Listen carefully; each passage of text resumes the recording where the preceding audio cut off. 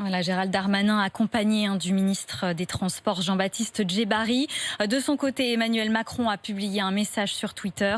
Je partage la douleur immense des proches des victimes. Mes pensées accompagnent aussi les blessés et tous ceux mobilisés à leur côté. On reviendra évidemment sur ce drame tout au long de la matinée.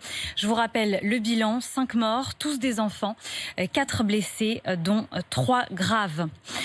À Bruxelles, après 4 jours d'un sommet marathon et d'une bataille acharnée entre pays, cigales et fourmis, ça y est, les 27 ont trouvé un accord sur le plan de relance post-Covid, Romain Cluzel. Un jour historique pour l'Europe, se réjouit Emmanuel Macron dans un tweet, quelques minutes après l'accord trouvé ce matin pour le plan de relance.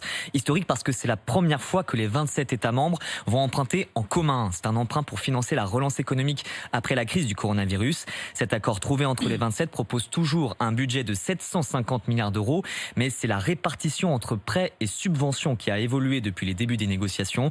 Selon le dernier texte présenté hier soir, 390 milliards d'euros seront versés en subventions, c'est-à-dire que les bénéficiaires n'auront pas à rembourser ces sommes. Le reste, 360 milliards, sera sous forme de prêts. C'est un compromis entre les positions du couple franco-allemand qui souhaite le plus de subventions possible et la volonté d'un groupe de 5 pays mené par les Pays-Bas. Des États qui ne veulent pas mettre la main à la poche et préfèrent des prêts remboursables. C'est un accord trouvé à l'arraché après 4 jours et 4 nuits de discussions parfois tendues, ce qui en fait le sommet européen le plus long de l'histoire. Romain Cluzel, merci.